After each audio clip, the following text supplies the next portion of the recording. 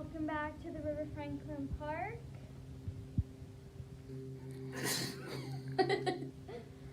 And welcome back to our online church service. And I hope you stick around to hear my dad preach, and bye.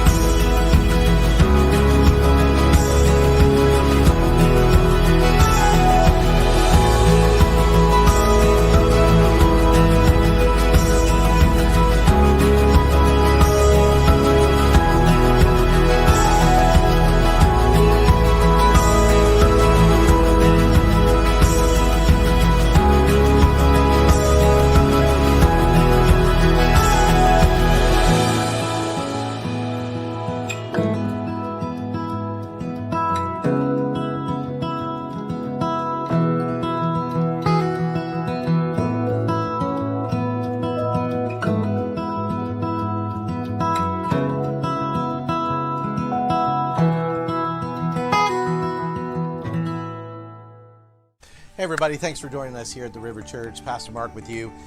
Thanks again for being here with us. Hey, if you are new to us and you're joining us online, or maybe you've been to one of our parking lot services or drive-in services, whichever one it is, thanks for being there. But hey, we'd love to connect with you if we've never connected with you. And it's really, really simple. All you have to do is text the word "first time" to the number you see on the screen. Text "first time" and fill out the form that pops up on your phone or your laptop, whatever you're doing it through. And we would love to connect with you through that. Give us your information. We will send you one of our Love God, Love Others, Love Pittsburgh t-shirts. So we'd love to get that to you. Hey, let me give you a couple quick announcements. First of all, we are going to continue with our drive-in outdoor services. It appears now through the month of August. We will keep you updated on all of that on our social medias and our web pages. Just keep informed on those. You'll see those on the screen right now. And then second of all, I would like to tell you that we have an Alpha course coming up. Alpha is done all over the world, and we would love to have you join us in an online version of Alpha. So make sure you check that out. You can register by emailing to the email below, and just let us know that you'd like to participate in that. It's going to be on Wednesday nights for just 6 weeks. Make a commitment for 6 weeks to join us for Alpha online. Every day we ask so many questions. What should I wear? What's the weather going to be like? How am I going to fit everything in? But then there are those bigger questions, like why am I here? Where am I heading? Is there more to life than this?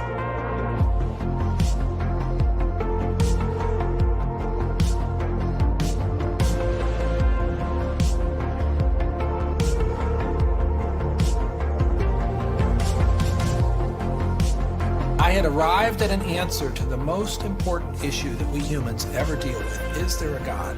And I had arrived there without ever really looking at the evidence. And I was supposed to be a scientist.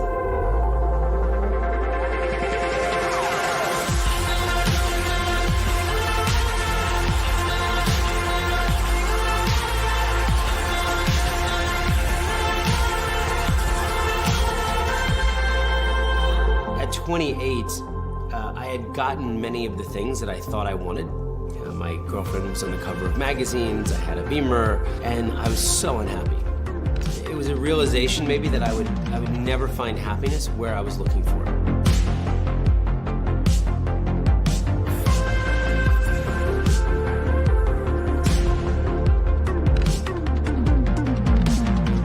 I think for so many years, I always just strived to be strong in myself. All I needed was me and my buddies and, we'd be like invincible. But the truth is, none of us are.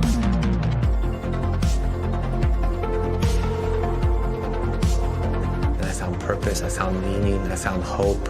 God took something so broken and made it a beautiful art piece.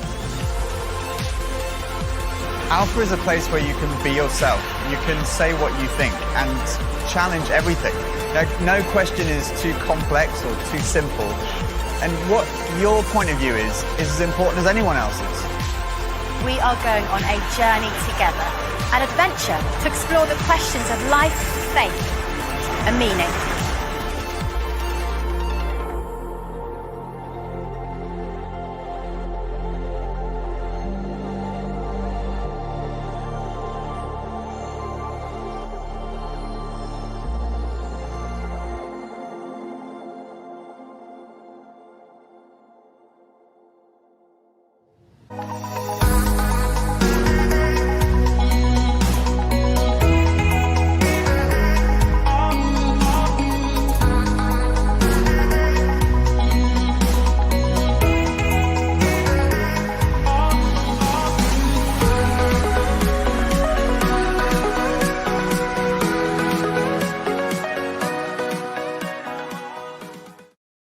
Hey River Church, Pastor Mark here. Thanks for joining us for our week 3 of our series called The New Abnormal. Excited to share this message with you.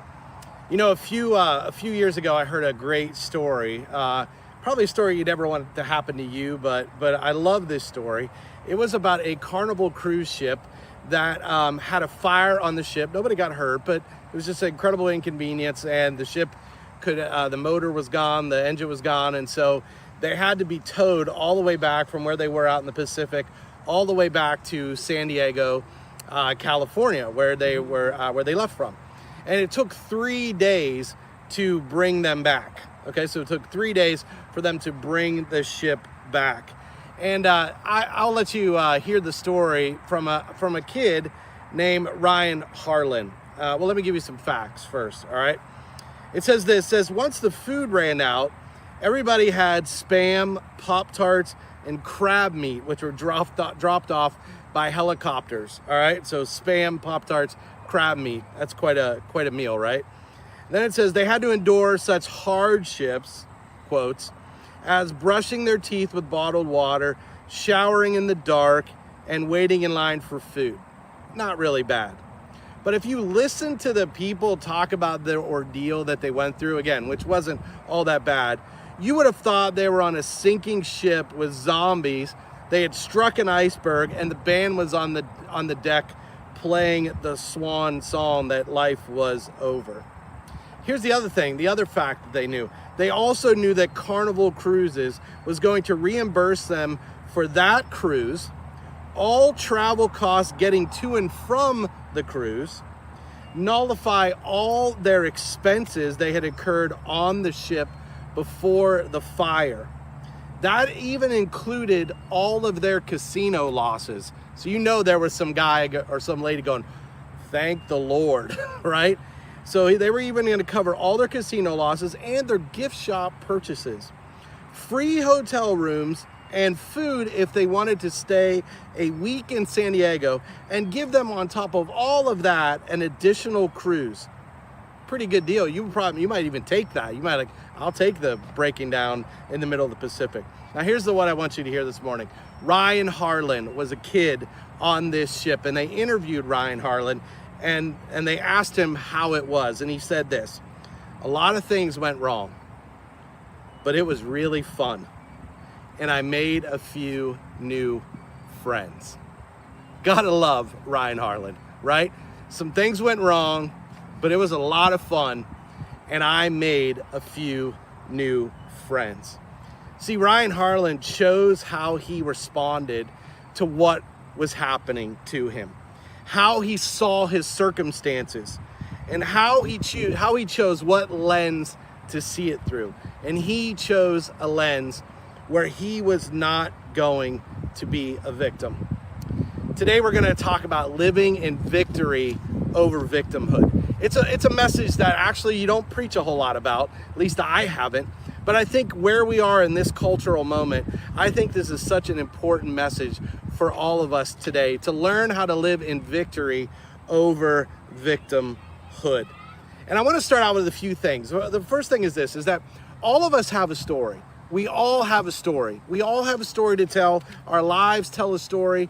We've all lived a story and are living a story if we are watching this. And I want to give you a key that I think the scripture gives us about how to live in victory over victimhood. So in the book of Romans, that's kind of the focus of our series. We're looking through the book of Romans, where the Apostle Paul, who was a Jesus hater, became a Jesus lover, and was one of the most important figures in the entire New Testament, and let's just say in the entire world ever. The Apostle Paul writes to the church in Rome. So he's writing to these people who have seen persecution, they've seen hard times, much harder times, to be honest with you, than many of us will ever see. And he writes this in Romans chapter 8, verse 28. He writes this to them. And we know, he says, and we know that in all things God works for the good of those who love him, who have been called according to his purpose. And so Paul tells us right from the beginning for today that all things, that God uses all things, broken down Carnival Cruise Lines, whatever. But he uses all things. When you have God in your life, he uses all things to bring you to good, to bring you to good. Now notice that he says, for those who love God. See, it also doesn't mean that all things are good. There are horrible things that happen. There are horrible things that come into life. And it doesn't mean that God brought those things, but it means that God takes all things for those who love him and uses those things for their good. That's a key. We got to get that right from the beginning. That is like the secret ingredient if we are going to understand everything that we look at today, is that in all things, if we love God, no matter what comes, that God can use it for our good. So everybody has a story. The second thing is this, is that everybody can, though, be a victim. Everybody can be a victim. Everybody can be a victim if we choose. Now, let me say this. What I'm primarily talking about today is not people who have truly been victimized. So I want you to hear that. There are people, maybe even listening to this now, and there are people in our culture who have truly been victimized. They have had terrible things done to them, and they have been the victim of other people's cruelty. They have been the victim of injustice. They have actually suffered terribly. And so if you're watching this and you're one of those people, I want you to know that primarily I am not talking about you today. But I think there's something here for you, because even if that's true of our lives, even if we have suffered and have been a victim in our life, there is a difference between being a victim and living with a victim mentality.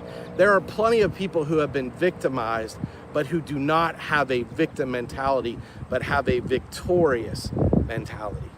And so let me say that right off the bat.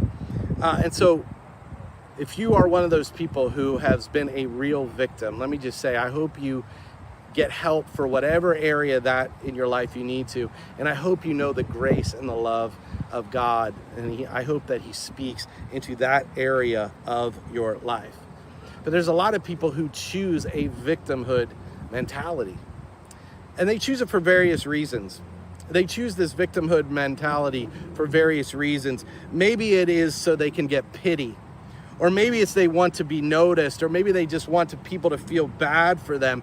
Or actually, there are people that even choose to be victims so that they can choose to be lazy.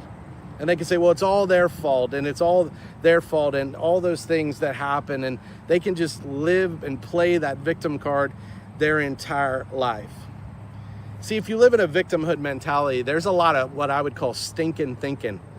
There's a lot of stinking thinking going on in your life. By the way, I didn't come up with that. That's been said many times. But I want to share with you a couple of the stinking thinking things of a victim mentality. And maybe you can look at your own life and look, we've all done this. I have done these things, and I have had bad thinking many times in my life. There are times that I have been in a victimhood mentality. So maybe as you hear these things, you can kind of self-evaluate and say, hey, this is me right now, or this, yeah, I've done that, or yeah, that's what I struggle with.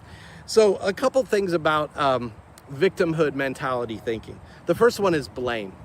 Someone with a victim mentality blames everybody else. They blame their parents. They blame their siblings. They might blame their employer. They might blame the government. They might blame their friends.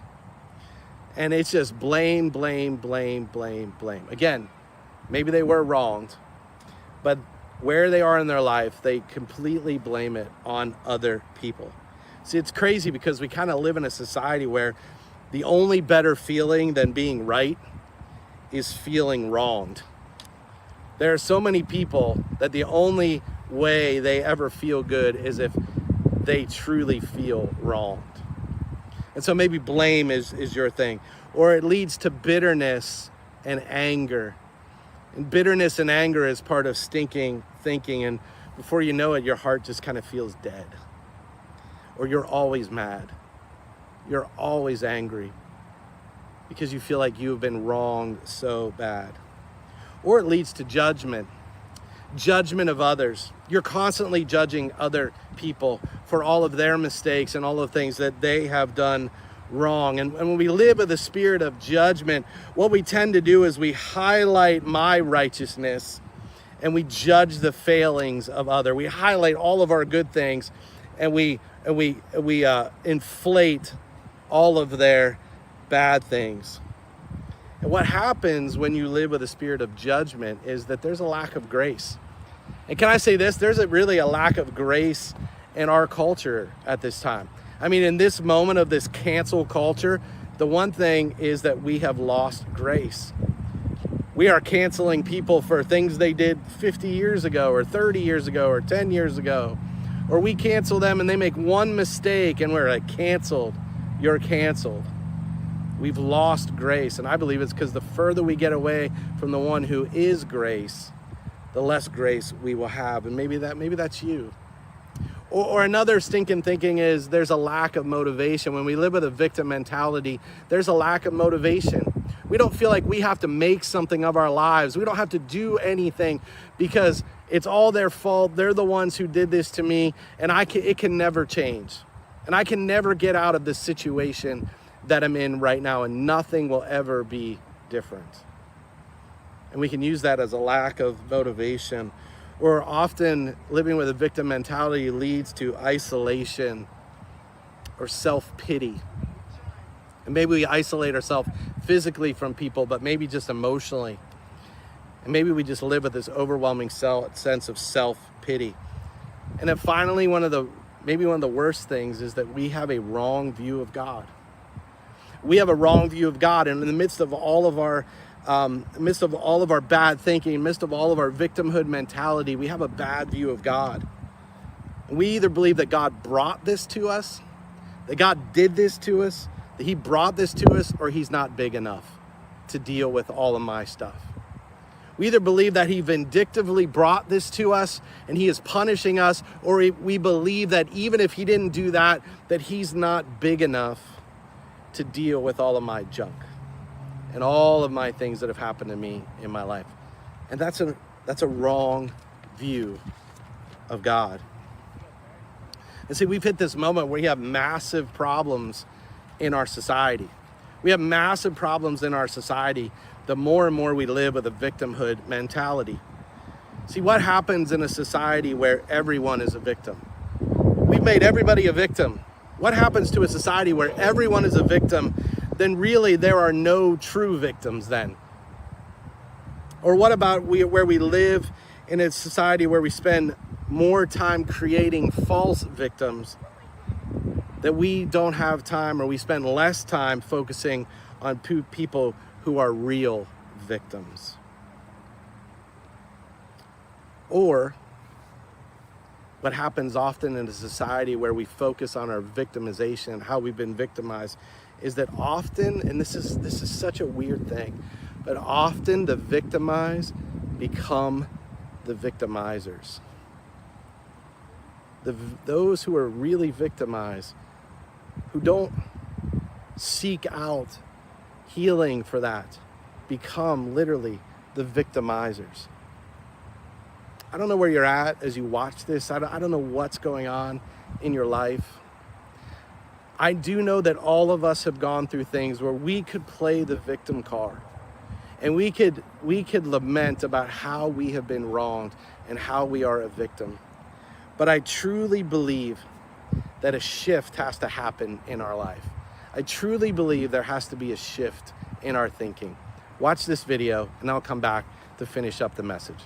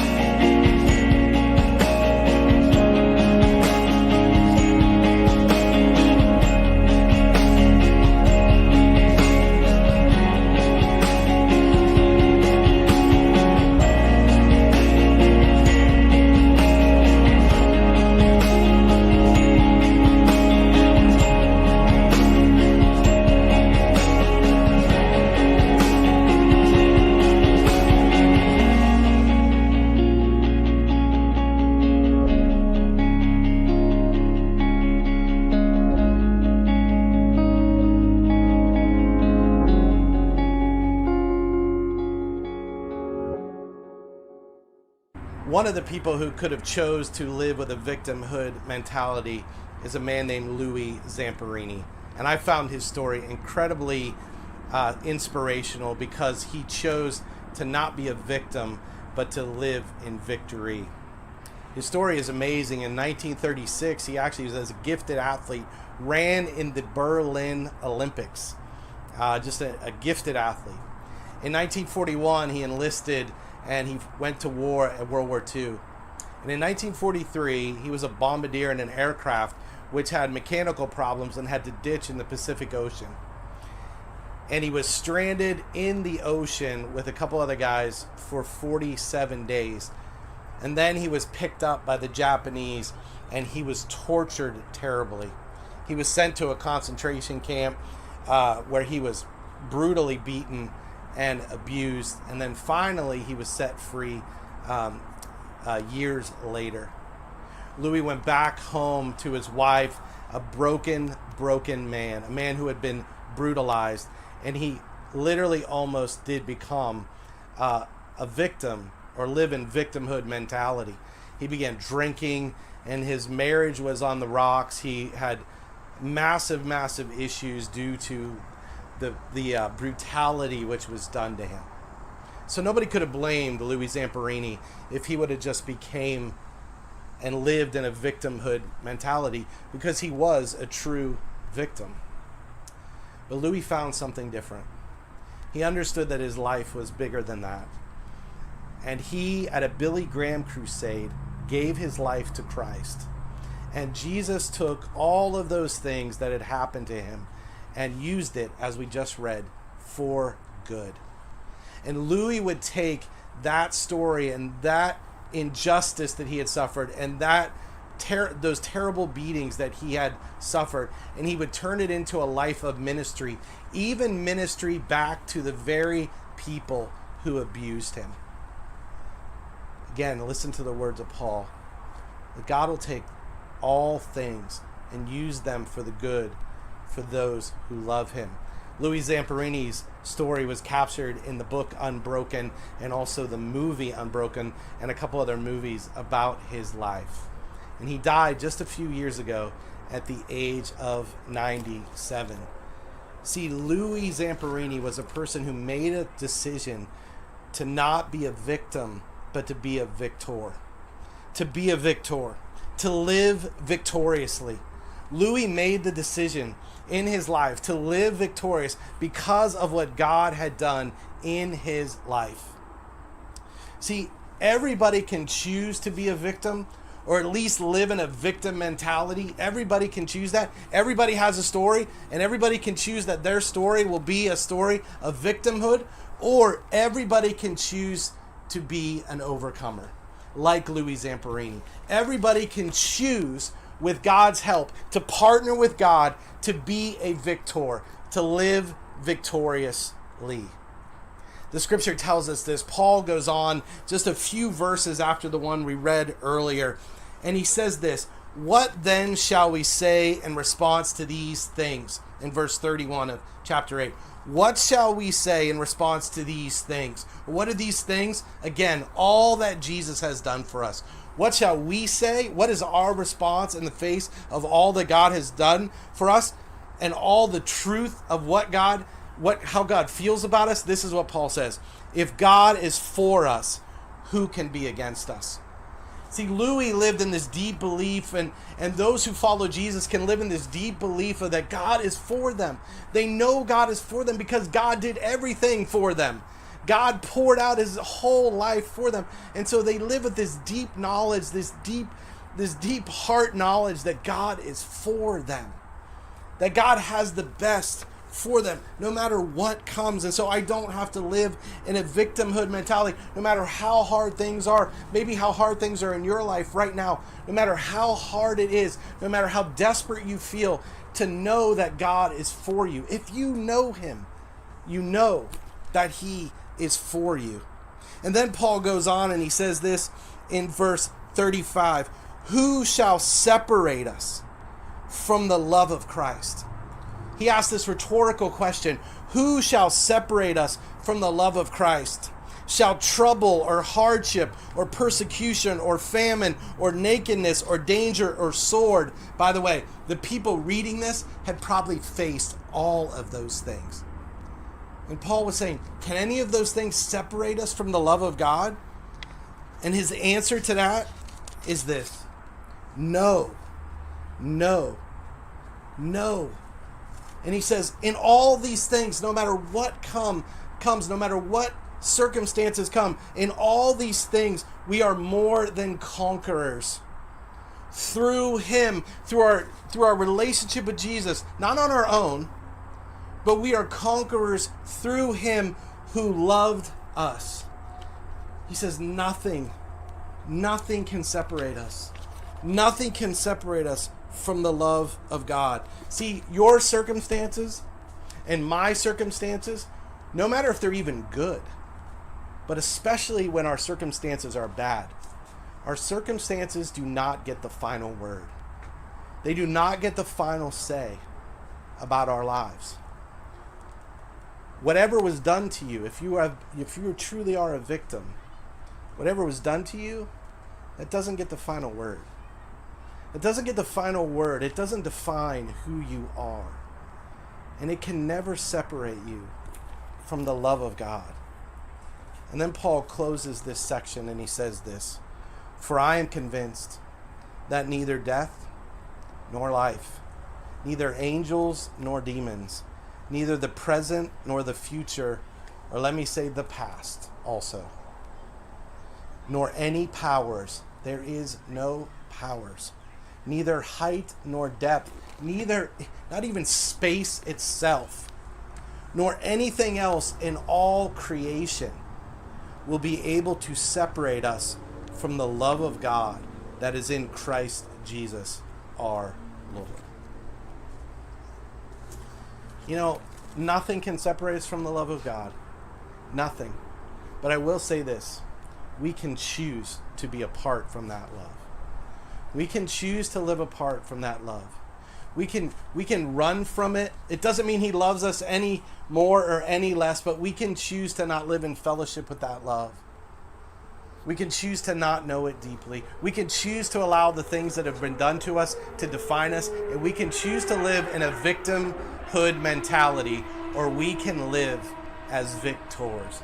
We can live victoriously, or we can live as victims. We can overcome, or we can be overcome, if we don't put our trust and our hope and our purpose in the person of Jesus Christ. So let me ask you, have you in your life been able to accept whatever it is your circumstances have been, be able to accept whatever has happened to you?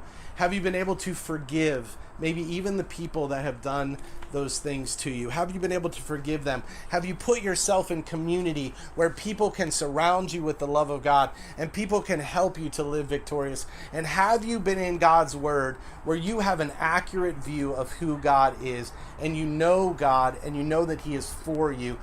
Do you have you been through the book of Romans to see how God truly feels about you? My hope for you and my prayer for you is that you don't live as a victim, but you live victoriously.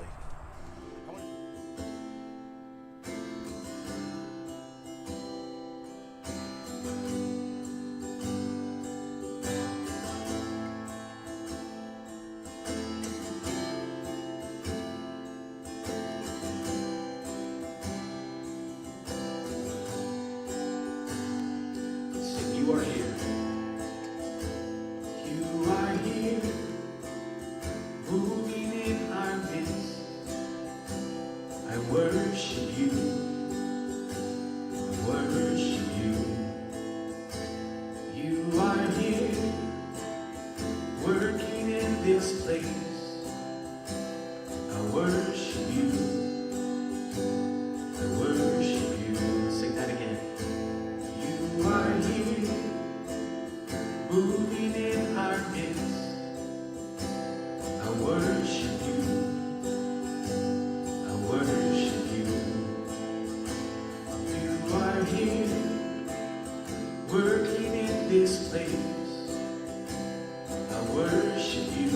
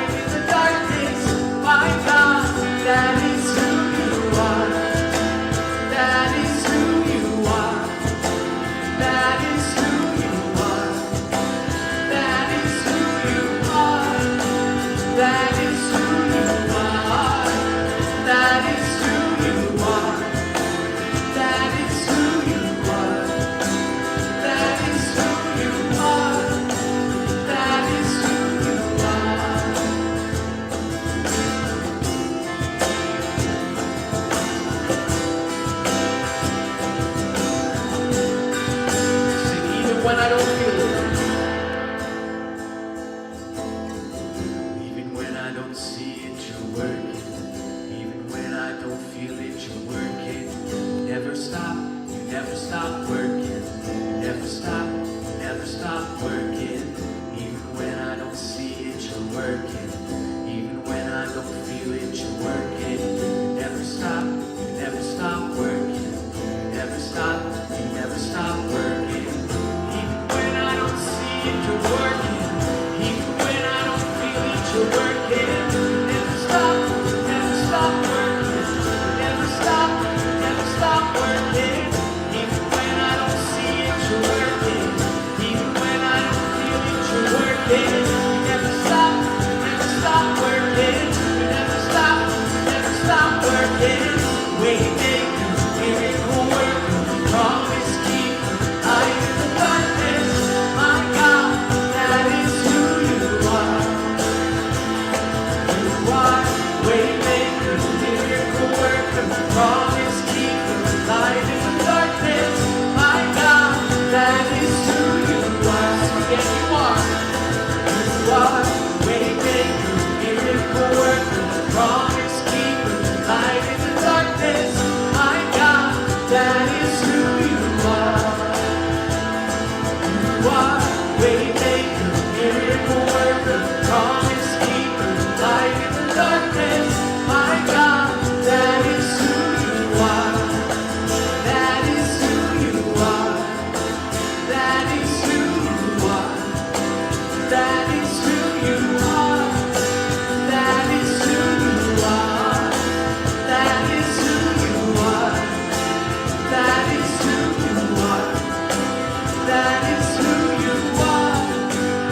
who you are. That is who you are. That is who you are. That is who you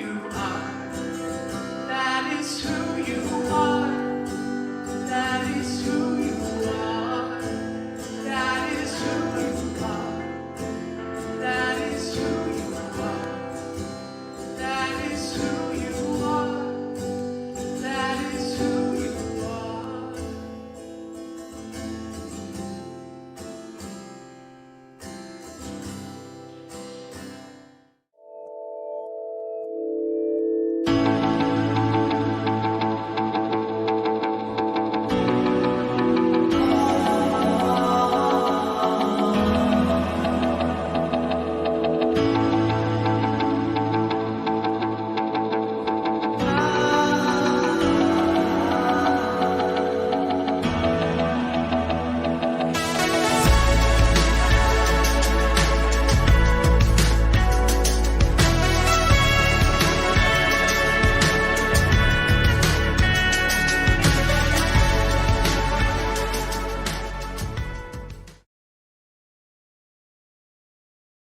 To persevere, I think is important for everybody.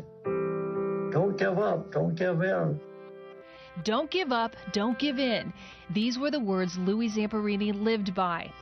He was an Olympian, a patriot, and an unbroken survivor. What was Louis' reaction to being named the Grand Marshal of the Rose Parade? The tournament had approached my sister, and she went over to see Dad and said, "Oh yeah, the Tournament of Roses called. They wanted you to be the Grand Marshal." And I turned it down. I said, "You did what?" She says, "You call them back right away." Zamperini was born in 1917 to Italian immigrants. He grew up in Torrance, California, went to USC on a track and field scholarship, and competed in the 1936 Olympics. 5 years later, Louis joined the Air Force and was stationed in the Pacific. You know, he was just a really resourceful person and clever, and he was defiant, and that got him through a lot of stuff. In 1943, Louis' plane crashed, killing most of the crew. They survived 47 days at sea, only to be captured by the Japanese Navy. Louis and the remaining survivor, Russell Phillips, were tortured and held as POWs until the end of the war. Coming home after the war, he suffered from PTSD at a time when little was known about the condition. The nightmares consumed him, and he turned to alcohol. With his life falling apart, his wife took him to see Billy Graham to speak in downtown LA. In his PTSD, gone like that, he realized that he was done getting drunk, he was done fighting. He realized he'd forgiven all of his prison guards, and he went home that night It was the first night in almost 5 years he didn't have that nightmare, and he never had the rest of his life. Louis devoted his life to helping and serving others and became a public speaker. His life story became a best-selling book and most recently a movie, Unbroken, directed by Angelina Jolie. I made a new friend, Angelina Jolie. And the gal really loves me. She hugs me and kisses me so I can't complain. He was somebody who every time he met somebody, his focus wasn't to talk about himself, but every time he met somebody, it seemed his goal was to see how he could help them and see how he could make them feel better about themselves. We were thinking, well, this is Louis' year. He's got the movie coming out. A week later, he'll be the Grand Marshal. We'll be going to the Oscars. It's just going to be a great year. Unfortunately, last summer, Louis battled pneumonia. He passed away on July 2nd at the age of 97. It's such an honor to be able to do this for our dad, and it's such an honor for the Tournament of Roses to recognize our dad. And this is the year of Louis Zamperini, and we're just thrilled to be a part of it.